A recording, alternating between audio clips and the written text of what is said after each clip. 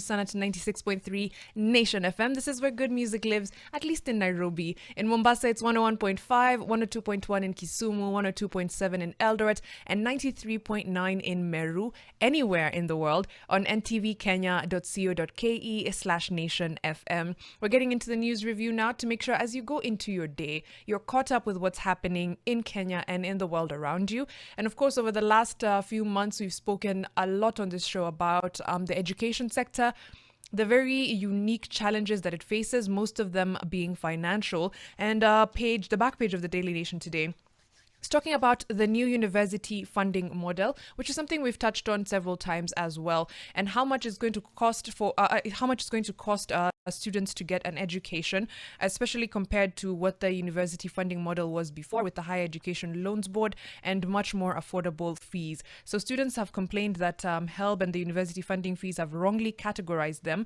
thereby putting their university education out of reach. There's a case study, for example, of a student going by the name Suhail Mumba, who scored a mean grade of A- in the KCSE that was done in 2023. He was happy, excited, as anyone would be.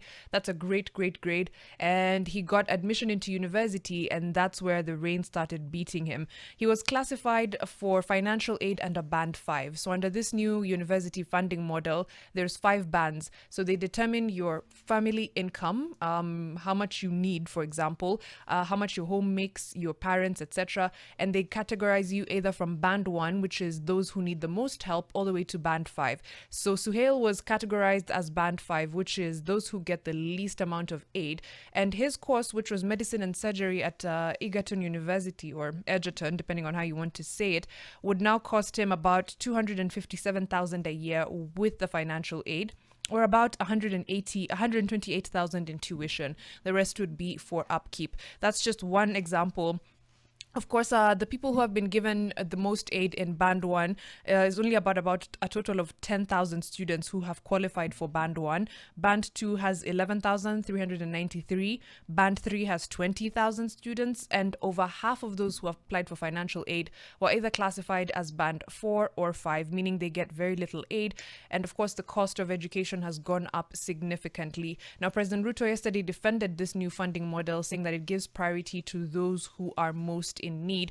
But if this case study is anything to go by, and what you're seeing on the ground, it's that a lot of people are now unable to afford university education, and it's become out of reach for a lot of families, as it was before, when university fees were anything from 16,000, 32,000, at the most maybe 100,000 for very intensive courses like medicine. Families would still have to sell land, to sell cows, to changa, to do everything to get people in school. And now, now it looks like it's going to be a lot more out of reach for many young people in Kenya. The hashtag is Morning Fix. We'll be back with a look at a few more stories making headlines, including